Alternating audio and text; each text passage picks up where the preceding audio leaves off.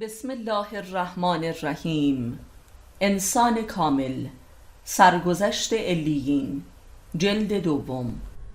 مؤلف استاد علی اکبر خانجانی. سلوک روحی اولیا، عرفا و صدیقین. فصل 16، مولوی شناسی، صفحه 149. بسم الله الاعرف الصابرین. 1. داستان رابطه مولانا و شمس تبریزی همان تکرار ماجرای موسی علیه السلام و خضر در قرآن است. ماجرای رویارویی علم حصولی و علم حضوری، یا علم اکتسابی و علم لدنی، و یا رابطه نبوت و امامت، رابطه خبر و اثر، رابطه آنچه که باید باشد و آنچه که هست. این داستان همه جایی مرید و مراد است. عشق عرفانی. 2. فرق مولانا و شمس فرق بین فیلسوف و صوفی است. فرق بین افلاطون و سقراط. فرق بین ماه و خورشید است. فرق بین شدن و بودن. 3. رابطه مولوی و شمس مثل رابطه مذهب تاریخی و مذهب زنده است. دین موروثی مدرسه‌ای و دین خودی، ایمان آریه‌ای و ایمان خودی. رابطه عرف و عرفان است. رابطه سنت و بدعت. 4. مولوی چون به شمس میرسد خود هم شیخ و عالم شریعت است و هم پیر طریقت، هم اهل مسجد است و هم خانقاه، علامه دهر و فیلسوف و ادیب و شاعر و امام جماعت و حاکم شرع و صاحب مجموعه‌ای کامل از آثار در همه مسائل دینی و علمی و فلسفی و عرفانی. او یک صوفی زاده و پرورش یافته خاندانی، به راستی عالم و حکیم و پاکدینت است. پدرش با شیخ عطار دوستی و مراوده دارد و لذا مولوی در نوجوانی عطار را دیدار می کند و کتابی هم به رسم هدیه از وی دریافت می نماید. مولوی از هر حیث تا قبل از دیدار با شمس یک نابغه و علامه زمان خویش است و به زبان امروزین یک روشنفکر به تمام و کمال است. انسان کامل به راستی در شأن اوست. 5.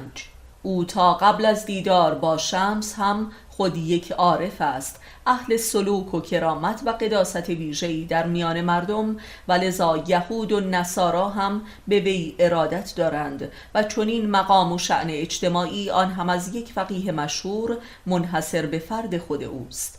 به هر حال او پیشاپیش یک انسان چند بعدی و عالمی همه فن حریف است. در طول تاریخ بسیار اندکند شخصیت‌هایی تا این حد جامع و کامل. 6. مولوی تا قبل از دیدار با شمس و ابتلای به عشق او یک شخصیتی همتای کسی چون خواجه نصیر طوسی است و ابن سینا، و لذا اگر شمس را نمیدید باز هم در تاریخ همتای این بزرگان باقی میماند. 7. ولی در دیدار با شمس به کلی دچار استحاله و حلول روحانی می شود و هویت سابقش در اندک مدتی منهدم می شود و لذا خاندانش و در رأس آن پسر بزرگش را نگران می سازد تا از هویت و حیثیت پدر و خاندانش دفاع کند و او را از طلسم وجود شمس برهاند. به هر حال نهایتاً شمس را به قتل میرساند، ولی شمس کارش را با مولانا به تمام و کمال میرساند و حتی بعد از مرگش هم او را رها نمی کند و بلکه عمده کارش را بعد از مرگ با مولانا به ثمر میرساند و مجموعه آثار او، یعنی مثنوی و غزلیاتش و فیه ما فیه، حاصل فراق شمس است. به لحاظی کل آثار مولوی چیزی جز فراق نامه نیست. مولوی چون شمس را از دست می دهد تازه به دست می آورد و می بیند. 8. و گویی شمس می بایست به دست پسر مولانا به قتل می رسید تا مولانا را چنین زیر و رو و منهدم می کرد و از نو می ساخت. داغی کمتر از این نمی توانست مولانا را به آتش بکشد و 10 سال شبانه روز در این آتش برقصاند. زیرا مولانا می‌دانست که پسرش در حقیقت برای نجات پدر از آن جنون دست به قتل شمس زد، زیرا پسرش شاهد بود که چگونه پدرش در جادوی وجود شمس اسیر شده که نمی‌تواند تسلیم شود و نه قادر است که شمس را رها کند. ساعتی او را می‌پرستد و ساعتی با او در جدال و کشاکش است. نه با او قرار می‌گیرد و نه راه فرار دارد. پس در واقع این اراده خود مولوی است که از آستین پسرش بیرون می آید و شمس را به قتل می رساند. اگر آن همه جدال و کشاکش مولوی با شمس نمی بود، هرگز پسرش که خود یک عالم بود نمی توانست دست به چنان کار هولناکی بزند. 9. شمس بارها نیمه شب از خانه مولانا می رود و مولانا به جستجویش برمی آید و با التماس و عهد مجدد او را به خانه باز می آورد. شمس به راستی یک محبوب آسمانی است که به جان و دل مولانا راه می یابد و شیرازه امور زندگانی پرهیبت و قداست او را از هم می گسلد. 10. عشق مولانا به شمس بسیار فراتر از عشقهای عرفانی مکتوب در تاریخ است. چون این حدی از عشق در رابطه بین دو انسان، آن هم دو مرد، هرگز قبل و بعد آن تکرار نشده است. 11. آنچه که مولانا در شمس می‌بیند فقط کمال روحانی و کرامت خارق العاده نیست، بلکه جمال دلکش و اهورایی نیز هست. گویی شمس در آن واحد هم امام حی و زمان مولاناست و هم یک حوری بهشتی. این دو نوع عشق توامان است که از مولوی بی همتاترین عاشق تاریخ را می‌پرورد. به طور مثال اگر عشق علی علیه السلام را به محمد صلی الله و فاطمه یک جا جمع کنیم و محمد و فاطمه را یکی نماییم، چیزی مترادف عشق مولوی به شمس است. عشقی در اوج کمال و جلال و جمال. 12. بی تردید چون این هویتی از شمس را جز مولوی دریافت و درک نمی توانست کرد، وگرنه عارفان و صوفیان دیگری همچون حسام الدین چلبی و صلاح الدین زرکوب و پسران مولانا که جملگی اهل عرفانند حضور شمس را درک کرده بودند، ولی آنچه که مولانا درک کرده بود در قیاس خورشید به ستاره است. 13. شمس نیز میگوید که گوهری گم شده در اقیانوس وجود بودم که مولانا مرا کشف کرد. این مکاشفه فقط هم معنوی نیست بلکه جمالی هم هست. شمس برای مولوی هیچ کمتر از واقعه لقاء الله نیست و عین قیامت کبرای مولاناست به تمام و کمال. 14. عظمت رابطه و واقعه مولانا شمس فقط قابل قیاس با رابطه محمد صلی الله علیه السلام در صدر اسلام است و بعد از این رابطه و وقایع زندگی محمد و علی، رابطه ای به عظمت مولانا و شمس در عرصه دین و فرهنگ و عرفان و اسرار الهی و حکمت لدنی تا به امروز رخ نداده است. با این تفاوت که عمر رابطه محمد و علی حدود 33 سال است، در حالی که عمر رابطه مولانا و شمس در مجموع به 33 ماه هم نمی رسد. 15. باید گفت که رابطه مولانا و شمس با عمر بسیار کوتاهش پربرکت ترین رابطه در تاریخ بشر است که کل جهانیان را تا کنون در عرض 7 قرن تحت شعاع نور خود گرفته و این تازه آغاز ماجراست. و عشق مولانا و شمس مستمراً جهانی تر و شدیدتر می گردد و می رود که تبدیل به یک مکتب و مذهبی نو و عالمگیر شود و همه مذاهب و مکاتب تاریخ جهان را تحت شعاع نور خود به وحدت بکشاند و زمینه مذهب واحد جهانی گردد. 16. به هر حال مرگ شمس دارای 2 روایت است. یکی این که به ناگاه از خانه مولانا رفت و دیگر هرگز کسی او را نیافت و گویی که مثل مهدی موعود غیبت کبرا نمود. روایت دیگری که معقول تر است به قتل رسیدن شمس است به رهبری پسر بزرگ مولانا و انداختن جسدش در چاهی. حتی نشان از خون شمس در منزل مولانا هم روایت شده است. روایت سومی هم وجود دارد و اینکه شمس را در منزل مولانا با دشنه زخمی کردند و از وی خون بسیار رفت و او با همان حال از خانه مولانا رفت و در دمشق خود را گم نمود و 10 سال تمام مولانا به جستجوی او پرداخت و نیافت. به هر حال مسئله تهدید به قتل شمس از جانب مریدان سابق مولانا و افراد خاندانش امری مسلم است که بارها اتفاق افتاده بود. به هر حال انسان مشهوری مثل شمس که در هر شهر هم که به عنوان ناشناسی وارد میشد چند روزه نظر همه را جلب می کرد نمی توانست تمام عمرش مخفی بماند. لذا به قتل رسیدن شمس در خانه مولانا و گم و گور کردن جسدش امری معقول تر می نماید. 17. مولانا بعد از شمس همه مریدان و دوستان شمس را همچون او می دید و ارادتی مشابه به شمس با آنها می یافت که در رأس این مریدان حسام الدین و صلاح الدین قرار دارند. این 2 نفر هم به واسطه عشق وافر مولوی مورد حسادت اطرافیان قرار گرفتند و بارها تهدید به قتل شدند. 18.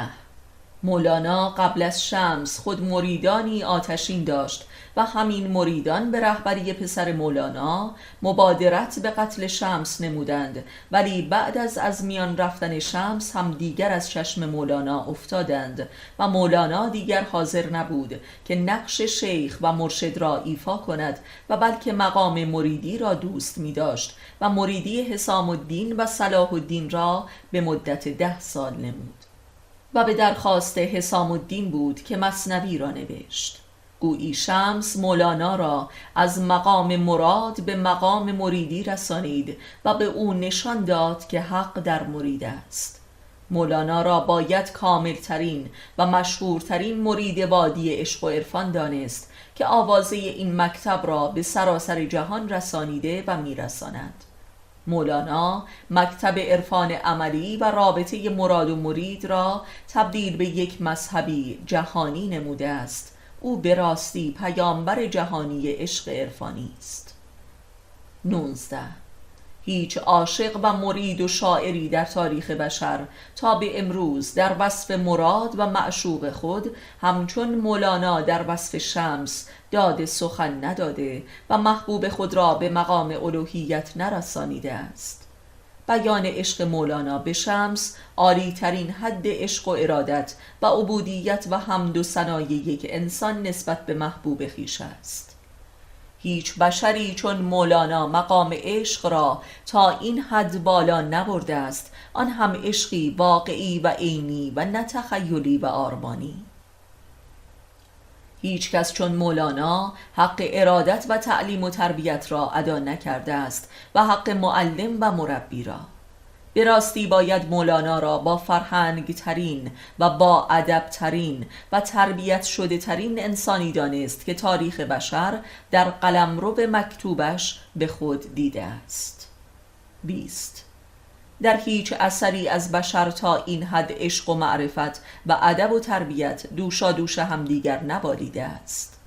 در هیچ اثری چون آثار مولانا دل و دین یگانه نشده و عشق و علم و تقوا تبدیل به امری واحد نگردیده است. در قلمرو ادبیات انسان کامل هرگز به اندازه کمال شمس در اشعار مولانا تجلی نکرده است. 21. شمس برای در هم شکستن عجب و خودبینی شرعی و عرفانی مولانا که ریشه در نژادش داشت، او را به امتحاناتی بی سابقه در تاریخ کشانید که همتای امتحانات خضر درباره موسی است که نقلش در قرآن آمده است و حتی فراتر از آن.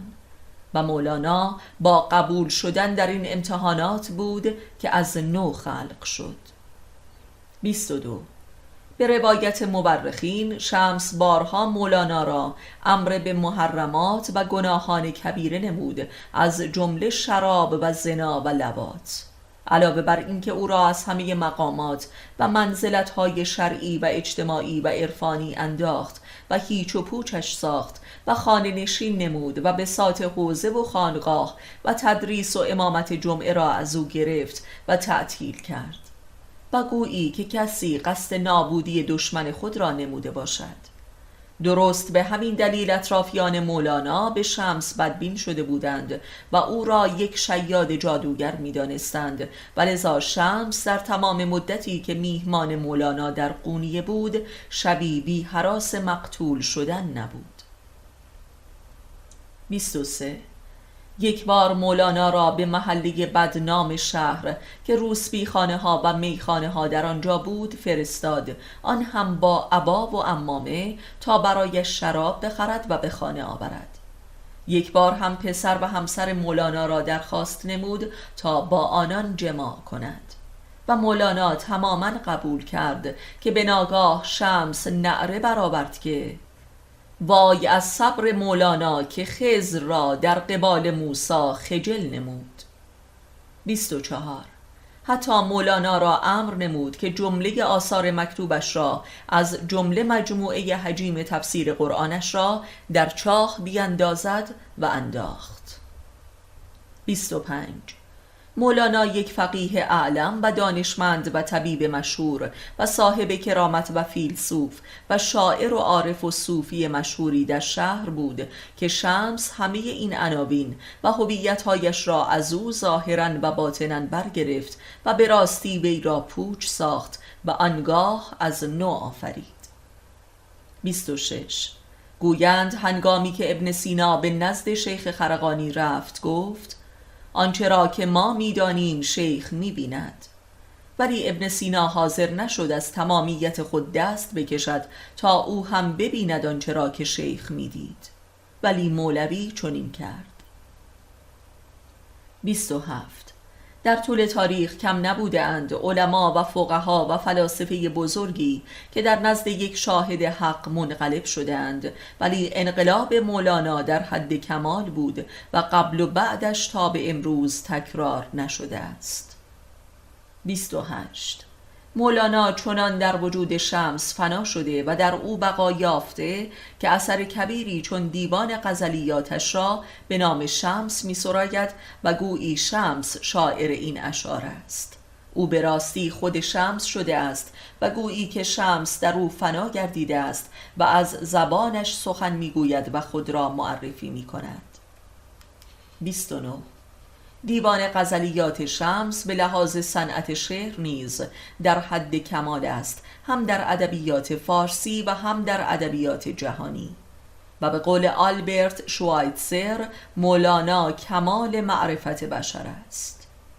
30.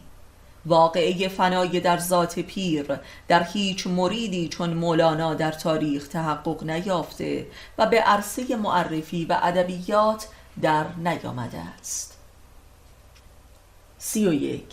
مولانا برای حفظ ابدی شمس در خانه اش او را داماد می کند و دخترکی حدود 14 ساله را به عقد پیرمردی حدود 60 ساله در می آورد و داماد سرخانه اش می سازد.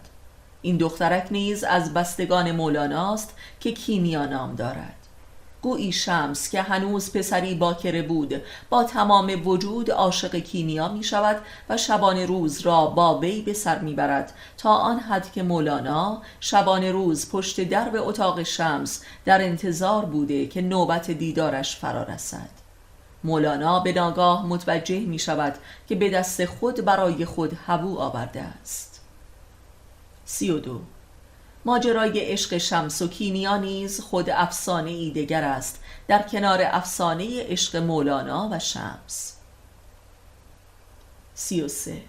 شمس میگوید آنچه را که مولانا در من میبیند من در کیمیا میبینم، گویی که این جمع تجلی و چیزی از جنس آل عبا در صدر اسلام است.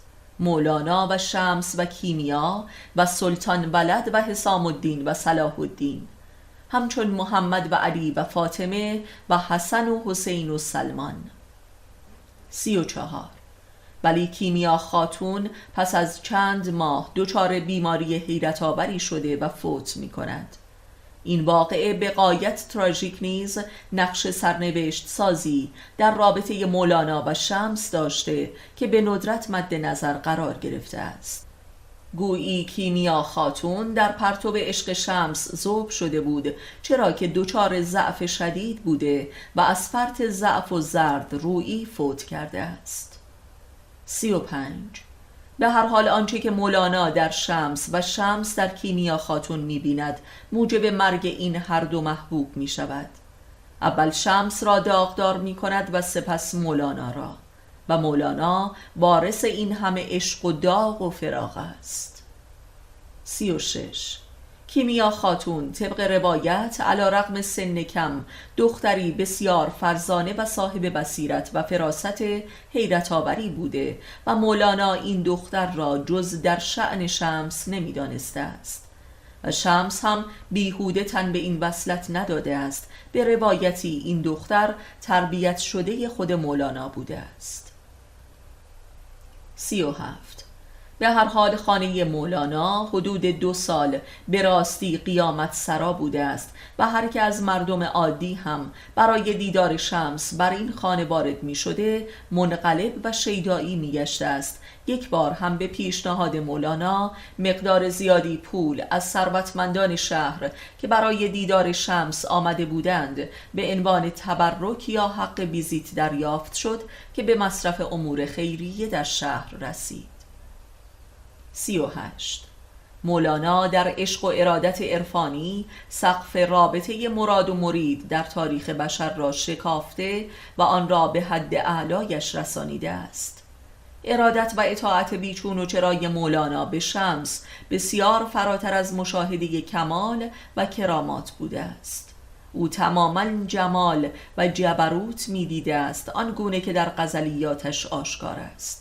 مولانا بنا به اعتراف مکررش در غزلیاتش در بیان جلال و کمال و جمال و جبروت شمس در میمانده است و الفاظ و معانی در قبال وقوع واقعه حقیر بودند.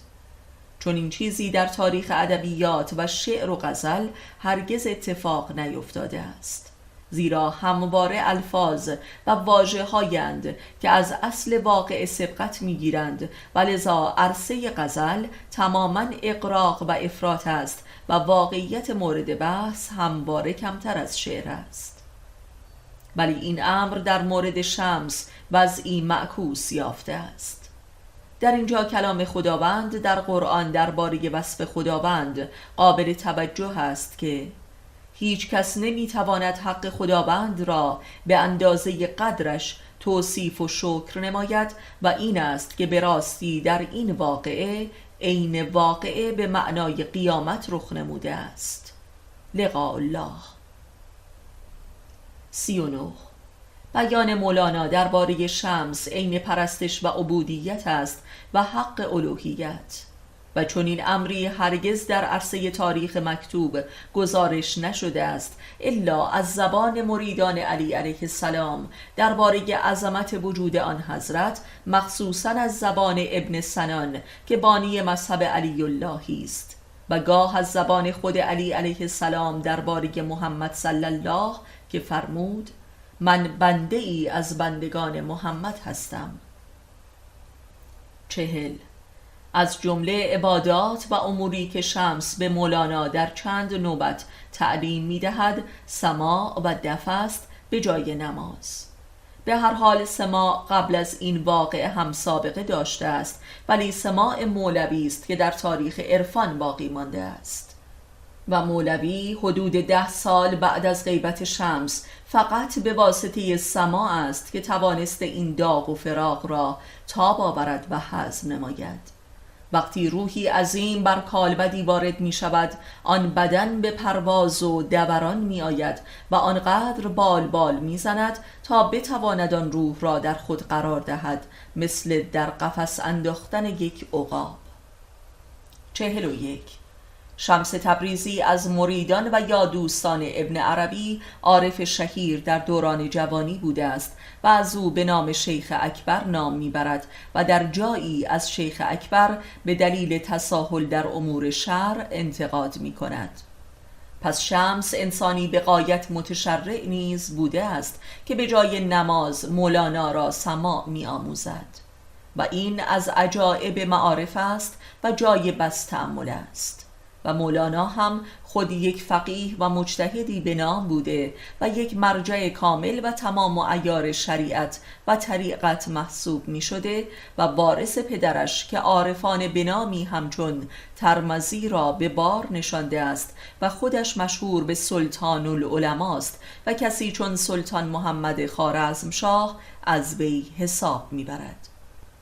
42.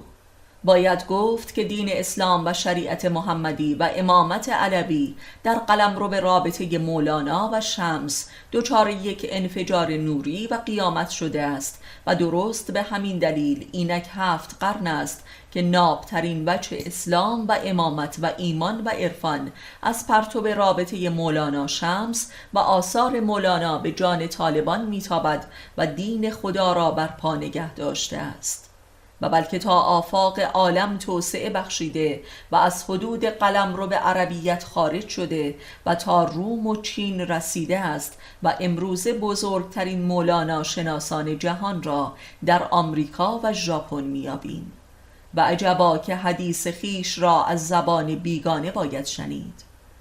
قدر ایمان را کافران بیشتر میدانند و قدر عشق را فاسقان و قدر عرفان را جاهلان. 43. پیامبر اسلام می‌فرماید که در آخر الزمان مقام مؤمنان امت من در نزد خدا از پیامبران سلف برتر است.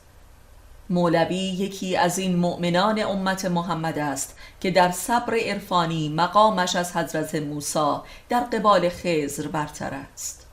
امتحانات مولوی در قبال شمس عالی ترین حد امتحانی است که یک عاشق حق پرست در رابطه با محبوبش پس می دهد و با سربلندی پیروز می شود و لذا تبدیل به یک اسطوره ابدی در فرهنگ بشری می گردد. یک اسطوره واقعی و نه تخیلی که در عظمت حتی اسطوره های ادبی و افسانه‌ای را هم در می نوردد. امتحانات مولوی حتی در مقام ایمان هم فراتر از امتحانات خداوند درباره حضرت ابراهیم است. این است که مولانا در وجود شمس معراج می کند. 44. علی علیه السلام می فرماید در قیامت کبری بعد از همه حساب و کتاب ها آنچه که به عنوان محک نهایی در میزان نهاده می شود عشق است و مولوی به این میزان ابدی دست یافته، لذا بانی مذهب عشق است. زیرا از ذات انسان کشف حجاب کرده و خداوند را رونمایی می کند و این یعنی قیامت کبری. 47. همه عارفان بر پادارندگان قیامت در همین دنیا هستند، ولی بسیار اندکند که به این نهایت رسیدند. نخستین کسانی که این غایت را یافتند محمد صلی الله و علی علیه السلام بودند. محمد در علی معراج کرد و مولوی در شمس و به نظر می رسد که این قیامت هر 700 سال یک بار بر روی زمین رخ می دهد و بدین گونه دین خالص برپا می گردد و بشریت امکان ادامه حیات می یابد. این است که پیام این واقعه را کل بشریت در فراسوی اعتقاد و مذهب درک می کند و خود را وامدار آن می یابد. جهانی شدن رسالت مولوی اتفاقی نیست. 46. مولانا آورنده اسلام ایرانی و قرآن فارسی نیز هست.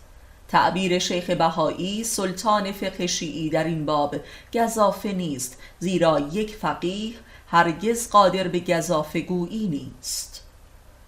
مثنوی او چو قرآن مدل، هادی قومی و قومی را مضل. 47. میگویند پس چرا مثنوی به شعر است؟ آیا مگر خود قرآن به شعر نیست؟ بیهوده نبوده که پیامبر اسلام را شاعری بزرگ می‌دانستند که این صنعت را در نزد یک جادوگر فرا گرفته است. 48. شمس تبریزی به لحاظ تاریخی انسانی بی خانمان و بی ایل و عیال و نژاد و وطن است و مرگ او نیز افسانه‌ای و بدون قبر است. گویی همچون امام زمان برای چند صباحی بر یک سالک و جوینده امام ظاهر شد و دوباره غایب گردید و مولوی گزارشگر این ظهور است و بس. مجموعه آثار مولوی چیزی جز شناسنامه امام و ناجی موعود نیست و عجبا که مولانا به لحاظ مذهب نه شیعه است که سنی است و این بدان معناست که در آخر الزمان مذهب هدایت همان مکتب معرفت نفس است و به قول پیامبر اسلام فقط رهروان وادی معرفت نفس به حقایق دین او دست می‌یابند از هر مذهب و مسلکی که باشند.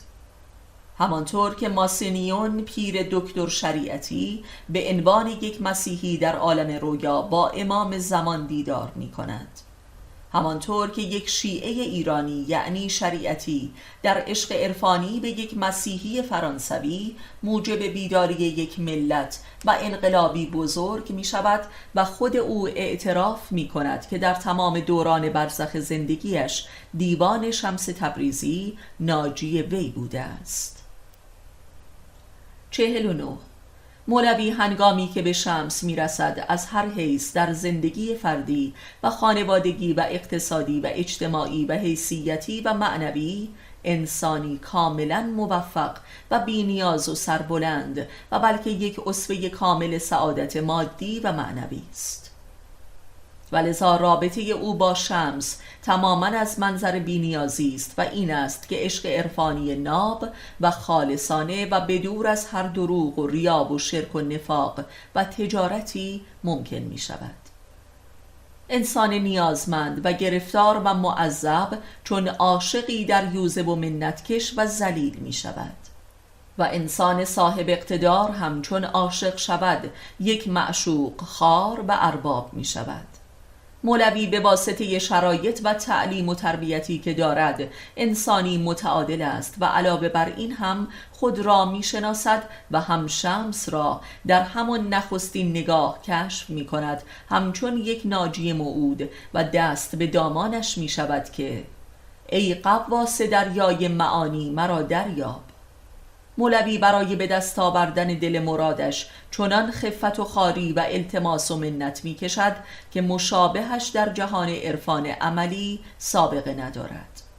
این همه منت و مهنت کشی شمس از بحر عشق حقیقت است، آن هم منت یک آدم بی پدر مادر و آسمان جل و حمالی که همواره بساط حمالیش را با خود حمل می کند و از بس بار کشیده پشتش خمیده و گوش پشت شده است.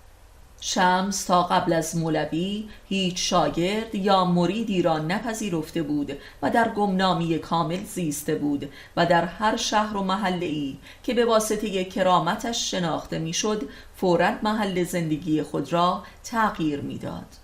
با این حساب این فقط مولوی بود که با نگاه مکاشف گرانه و تشنه‌اش در یک نظر شمس را از میان هزاران کارگر و عمله و عامی در بازار شلوغ دمشق کشف نمود. 50. و اما شمس به لحاظ معلومات و سواد و کتاب هرچند تعلیم یافته بود ولی در قیاس با مولوی یک آدم بی سواد محسوب می شد که آن هم خودآموخته و هر دنبیل بود و نه کلاسیک و مکتبی و اصولی. از میان بزرگان معرفت در عصر خودش فقط ابن عربی را، آن هم بر حسب اتفاق و بی آنکه او را بشناسد، در مکه دیدار کرده و چند صباحی با وی مجالست داشت. پس شمس صاحب علم لدنی و انسانی خضر سیرت بود، یعنی یک امی به ذات راه یافته، ولی از فرط تنهایی و غربت در این جهان گم و گور شده بود که مولوی او را پیدا کرد. به روایتی خود شمس در همان نخستین دیدار به مولوی گفته ای غواص دریای معانی مرا دریاب. در حقیقت باید گفت که مولوی شمس را کشف کرد و شمس هم مولوی را استخراج نمود، چون دو مؤمن یکدیگر را دیدار کنند خداوند دیدار می شود، همچون محمد و علی و هر مرید و مراد نابی در تاریخ که البته تعدادشان از انگشت یک دست تجاوز نمی کند. اینان پیامبران عشق و اولیای ذات حق هستند و تا آیینه ای نیابند متجلی و معرفی نمی شوند و چه بسا تا مرگ خود هم شناخته نمی گردند. این همان معنای غیبت امام زمان است. 51. عشق مولانا شمس چنان منور و مشعشع بود که همه خلایق را از فرط بخل دیوانه کرد و سیل اتهامات ناروا از همه سو و حتی از سوی مریدان به سوی آنها بلا وقف سرازیر بود، به همراه تهدید به قتل و تکفیر و ارتداد. چون این چیزی سابقه نداشت، نه در تبریز و قونیه و دمشق که در کل تاریخ روایات بشری بی سابقه بود، هم به لحاظ کمیت و هم کیفیت. عشق آتشین جوانمردی از طبقه اعیان و فضلا و علمای خوشنام و صاحب مناصب علمی و دینی و اجتماعی و عرفانی به پیرمردی بی سر و پا. و اما به لحاظ کیفیت نوع عشق از جنس عشق یوسف زلیخایی و لیلی مجنونی بود و نه مراد و مریدی. این است که برخی از تحلیلگران بیچاره اروپایی رابطه این دو را از نوع همجنسگرایی می دانند. چه بسا در عصر خودشان هم این تهمت پدید آمده بود که ازدواج شمس می توانست پاسخی به این تهمت کافرانه و بخیلانه باشد، هرچند که نهایتاً به قتلش رسانیدند و یا دوباره گریخت و خود را برای همیشه گم و گور ساخت که دیگر کسی از وی خبر بر روی زمین نداد. 52.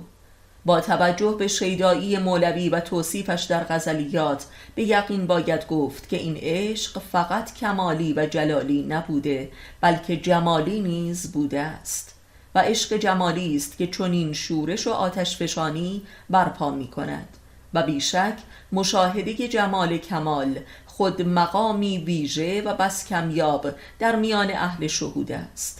جمال کمال به معنای صورت ذات است و بیهوده نیست که مولوی در آخرین درس مثنوی سخن از ذات صور و صورت ذات به میان می آورد که هر که به چنین پدیده ای رسید فقط باید بنشیند و محو در تماشای جمال گردد تا خود یار شود.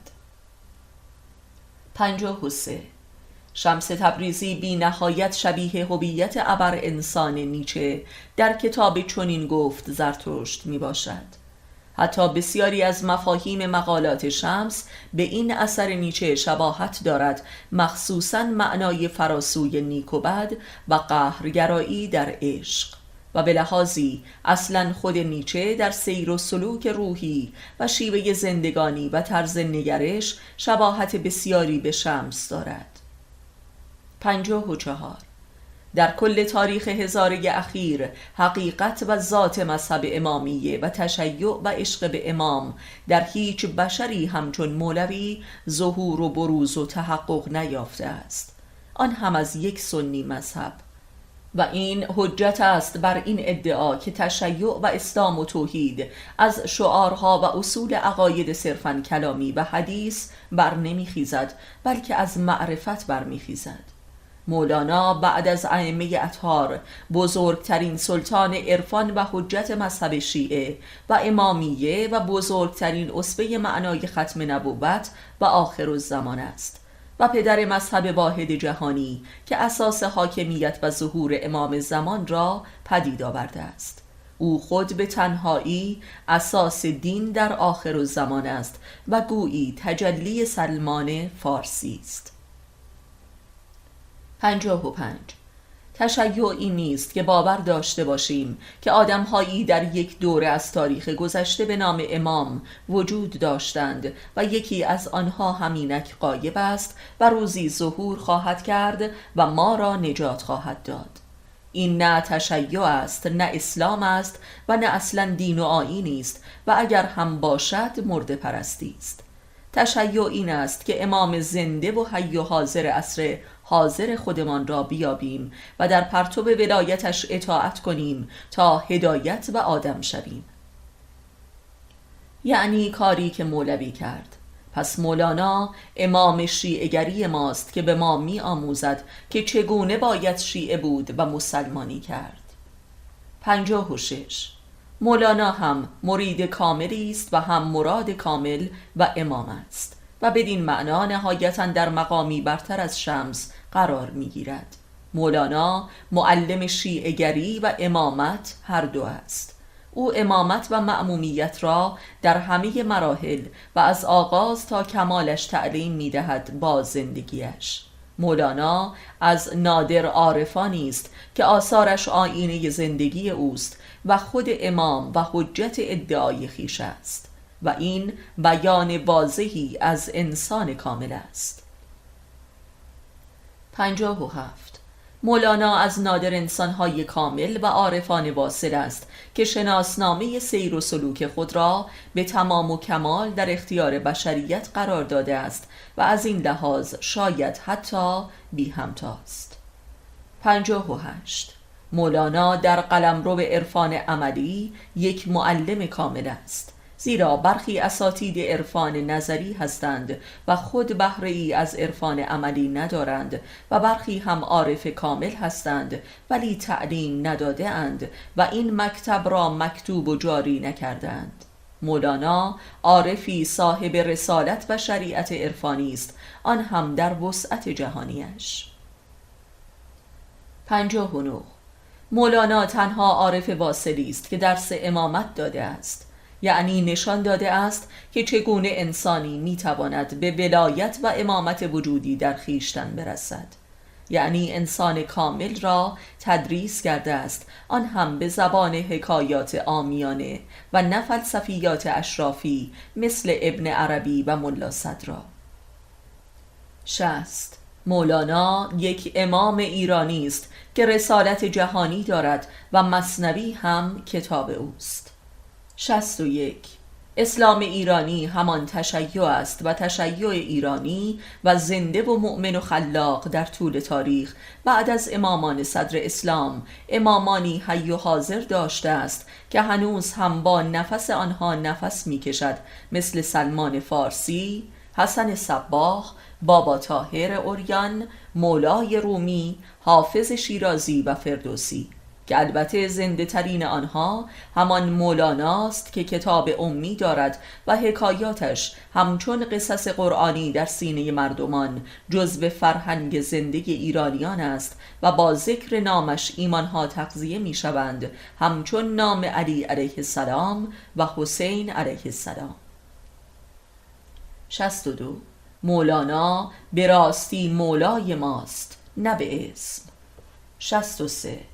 و اما سلسله موسوم به مولویه که مقرش در ترکیه است همانقدر به مولوی و عرفانش ربطی ندارد که فرقه موسوم به اسماعیلیه مدرن ربطی به حسن صباح و نهضت او ندارد و همانطور که مابقی اکثر سلسله های درویشی موجود ربطی به سلطان علی شاه و صفی علی شاه و شاه نعمت الله و نوربخش و دیگران ندارند.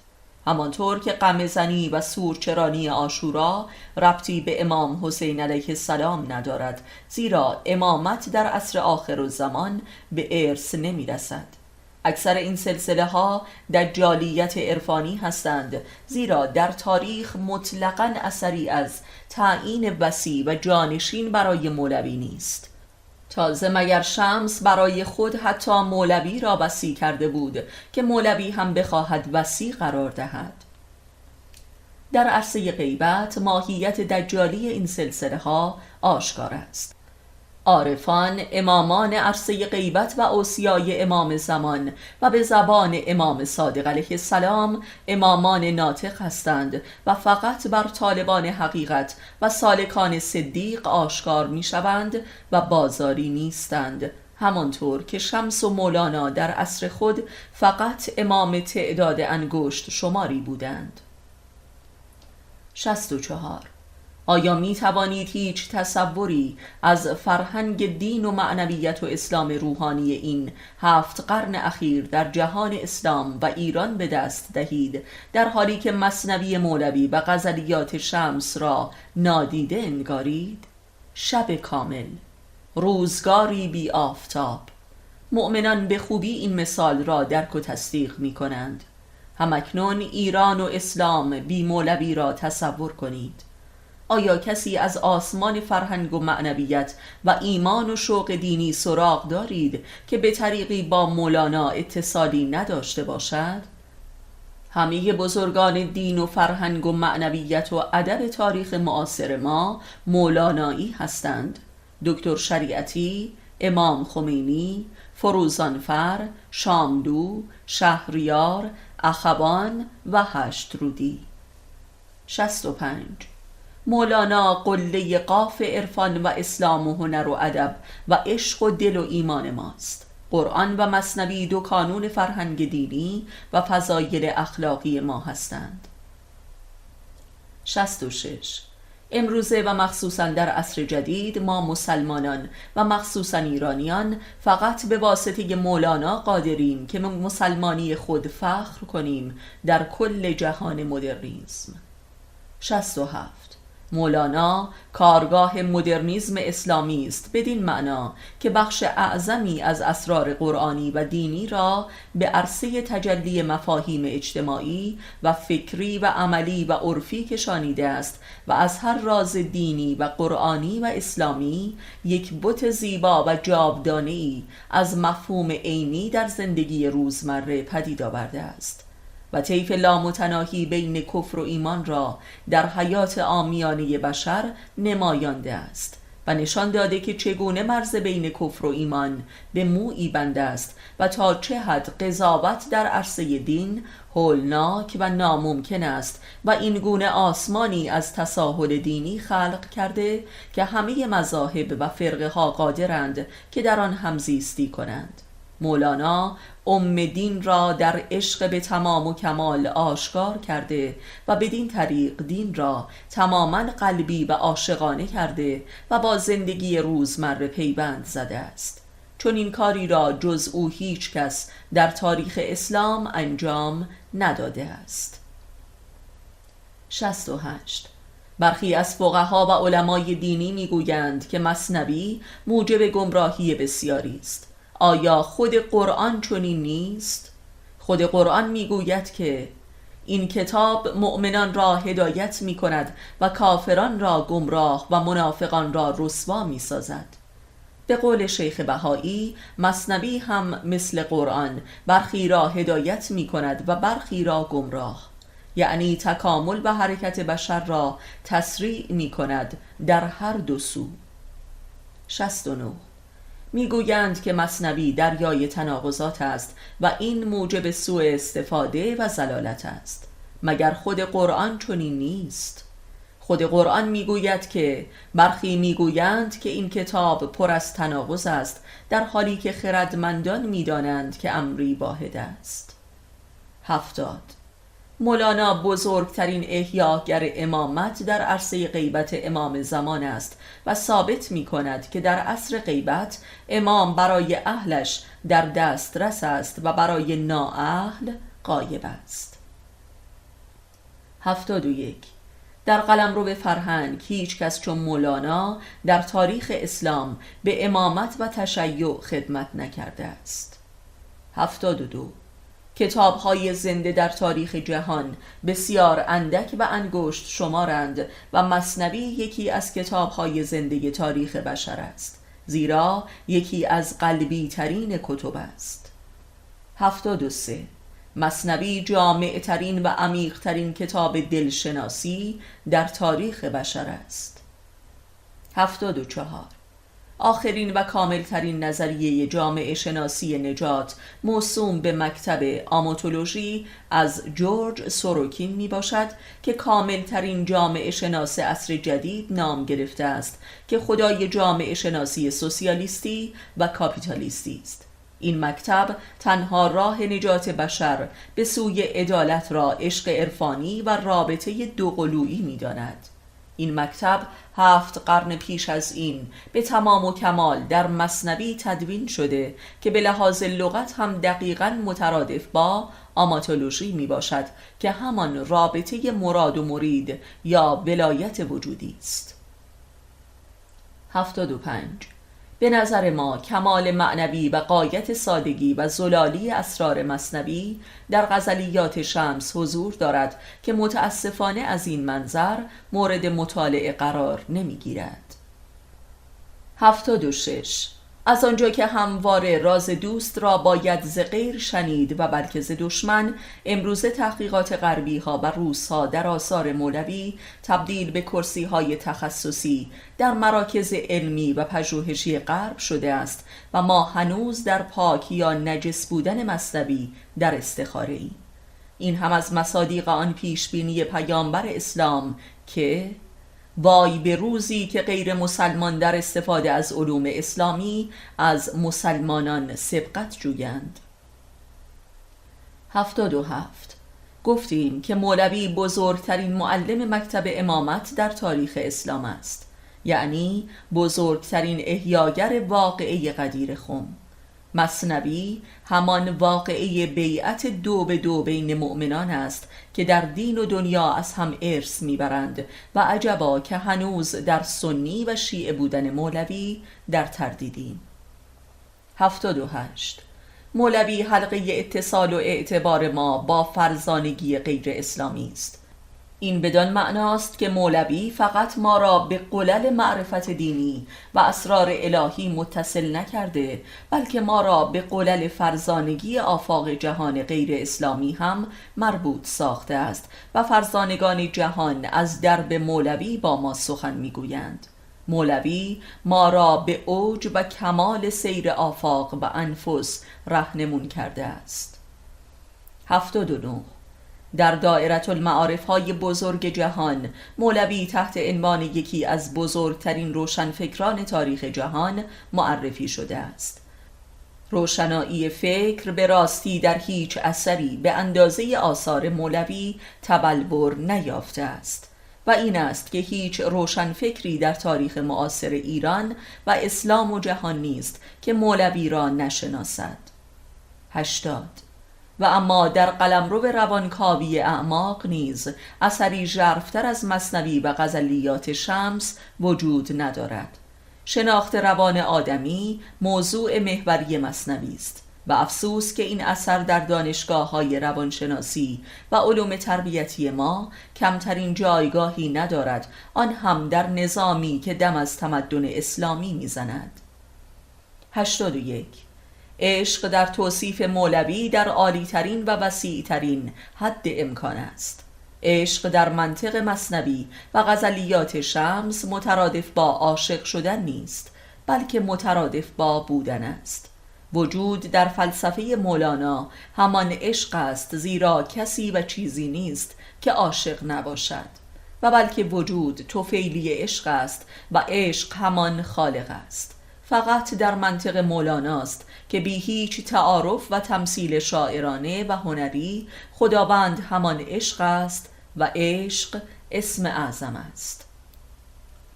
82. در غزلیات حافظ شیرازی عشق امری به غایت پیچیده و تخصصی است، ولی در آثار مولوی پیش پا افتاده ترین امور است. مذهب مولانا مذهب عشق است و چون عشق به قول علی علیه السلام میزان نهایی محاسبه و ارزیابی در قیامت است، پس مذهب عشق همان دین خالص و اسلام ناب محمدی است. 83. عاشقان بزرگ بسیار به ندرت خود وصف عشق نموده و اثری مکتوب کردند و بلکه سایر شاعران عشق این عاشقان را توصیف نمودند، مثل خسرو و شیرین، یوسف و زلیخا، لیلی و مجنون و غیره. ولی مولوی خود در رأس عاشق ترین انسانهای تاریخ قرار دارد که حیرت آورترین عشقها را تجربه کرده و خود این عشق را به تمام و کمال توصیف نموده است و این نیز امتیاز منحصر به فرد آثار مولوی است. 84. معشوق همه عارفان و خاص شاعران موجودی تخیلی و ملکوتی و رویایی است، ولی معشوق مولانا موجودی واقعی است و لذا به عنوان شاعر هم شاعری منحصر به فرد می باشد و از این لحاظ از حافظ برتری دارد، زیرا آن یار ملکوتی و پیر مغان حافظ برای مولوی همان شمس است. به همین دلیل اشعار مولانا ماهیتاً از هر شعر عاشقانه‌ای متفاوت است و هر دلی را می‌لرزاند و می‌شوراند. در اشعار مولانا عشق جاری است. 85. مولانا به عنوان یک بشر هم بشری استثنایی است، از موفق ترین و تراژیک ترین انسان تاریخ است. موفق ترین به دلیل اینکه آن گم شده جان را در جهان می یابد و به خانه می آورد و مصاحب او می شود، و تراژیک ترین به دلیل اینکه این جان جانان در خانه او و به دست پسرش به قتل می رسد و یا به هر حال در خانه اش به ناگاه محو و نابود می شود. 86. رابطه ای افسانه ای تر و رازبارانه تر از رابطه بین مولوی و شمس در تاریخ مکتوب جهان به ثبت نرسیده است. رابطه بین محمد و علی هم این گونه است، ولی به دلیل نبوت محمد بسیاری از اسرار خود به خود از درب وحی پاسخ می‌یابند. 87. رابطه بین مولانا و شمس سرنوشت سازترین رابطه در تاریخ هزاره اخیر جهان است برای بشریت. گویی فقط رابطه بین این دو انسان را میتوان رابطه نامید و الگوی کاملی برای هر رابطه ای قرار داد. الگوی رابطه. 88. دو انسان بی هیچ مقدمه ای و به ناگاه به هم می رسند و خدای یکدیگر را مخاطب قرار می دهند و با خدای هم سخن می گویند. رابطه ای خدایی. 89. اگر کمال رابطه عشق است و کمال عشق پرستش خدایگونه است، پس مولانا را باید خدای رابطه و خدای عشق نامید و بزرگترین استاد عشق در کل تاریخ جهان. 90. مثنوی تفسیر قرآن و احادیث قدسی نیست، بلکه تعین آن است.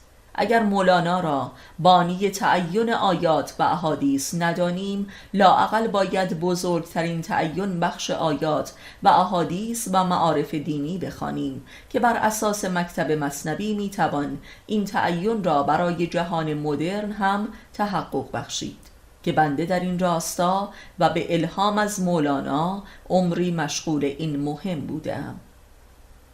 91. به نظر ما تفسیر مثنوی امری بیهوده است، بلکه باید مثنوی را به زبان ساده تر و عامیانه تر و نیز به روز کرد، همان کاری که درباره قرآن هم ضرورت دارد، بسیار ضروری تر از تفسیر قرآن. به روز کردن الفاظ و مفاهیم است که بنده در این امر تلاش‌هایی صورت دادم. 92. همانطور که خود مولانا عطار نیشابوری را استاد خود می‌خواند و مثنوی تجلی برتری از آثار عطار مثل مصیبت نامه و الهی نامه است و حتی برخی از حکایات مثنوی هم برگرفته از این آثار عطار است، ولی تفاوت بین عطار و مولوی در آثارشان چیست؟ در ماهیت عشق است. زیرا مولوی آن یار آسمانی را بر روی زمین و در منزل دارد و عطار مثل اکثر شاعران و عارفان در فراق یار است و عطار به راستی خون می گرید، ولی مولوی در وصال است و وصال چشیده و امیدوار. هرچند که شمس را بسیار زود از دست می دهد، ولی در هر کسی او را می بیند و نهایتاً در خودش می یابد. عشق مولوی شاید تنها عشق وصالی در تاریخ ادبیات باشد و این مهمترین علت تمایز آثار مولوی است. به زبان خودمان مولوی انسان به یار رسیده، وصال چشیده و خدا دیده است. این است علت آن جوشش عشق و ایمان و یقینی که در آثار اوست.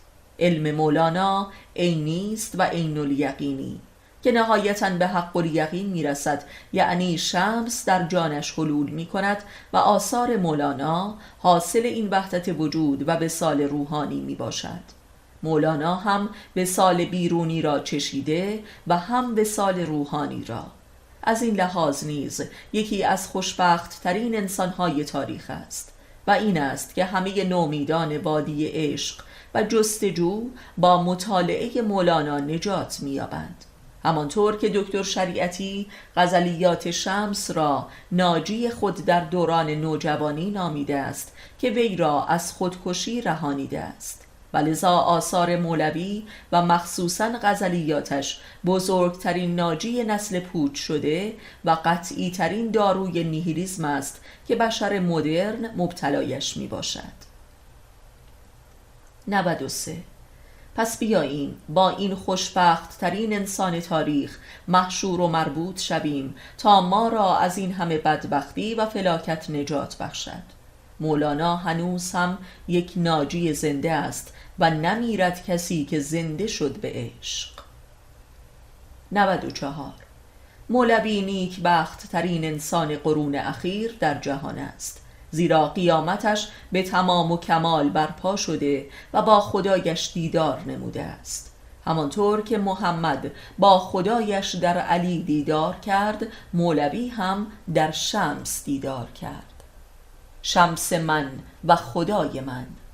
یادمان باشد که مولوی مرد کامل است و عاقل فرزانه و فیلسوف و فقیه و نه یک شاعر نوبالغ که هذیان بگوید. نویسنده مثنوی از هذیان بدور است. 95. بالا بردن مثنوی پایین آوردن قرآن نیست، بلکه بالاتر بردن قرآن است، زیرا مثنوی بطن هفتم قرآن است و کسی چون شیخ بهایی که از خدایان فقه شیعه است مثنوی را قرآن فارسی خوانده است. 96. یکی می گفت که در مثنوی حتی می توان لواطگری را حلال و مباح کرد. گفتم آیا مطمئن هستی که قبل از آن مباح نکرده بودی؟ 97. من میگویم که در قرآن میتوان کفر را حلال و مباح کرد و به گردن خدا انداخت، زیرا میفرماید خداست که هر که را بخواهد هدایت یا گمراه میکند و هیچ دلی بی اذن خدا ایمان نمیتواند آورد. 98. معارف توحیدی در قلمرو منطق قیاس دارای دیالکتیکی ترین مفاهیم هستند، یعنی از هر امر در آن واحد دو حکم متضاد قابل استخراج است. از این دیدگاه منطق مولوی هزاران بار دیالکتیکی تر از منطق هگل می باشد و بلکه منطق خداوند در قرآن در اوج چنین خاصیتی قرار دارد، همانطور که حکمت‌های علوی نیز همین گونه اند. 99.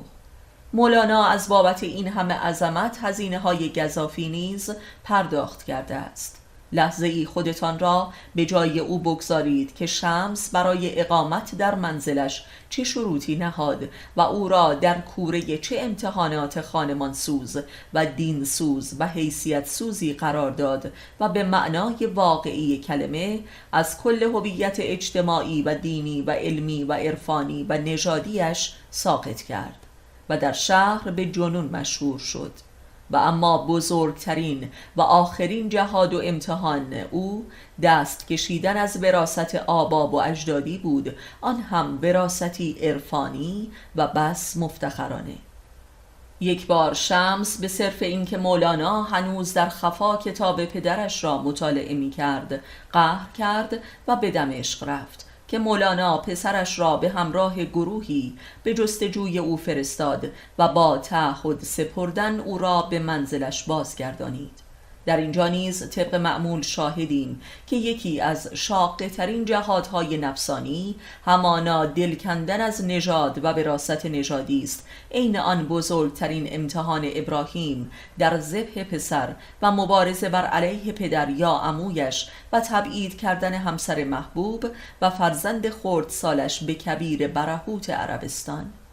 همه اینها نژاد زدایی از دل و جان است و نیز شاهدیم که بالاخره هم شمس به دسیسه پسر مولانا به قتل رسید و یا از خانه مولانا گریخت و دیگر باز نگشت.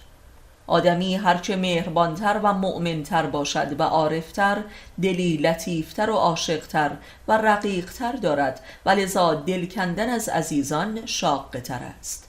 وگرنه اشقیا و کافران برای بوالهوسی خود هیچ تعهدی به همسر و فرزند و عزیزان خود ندارند و این دیالکتیکی دیگر است.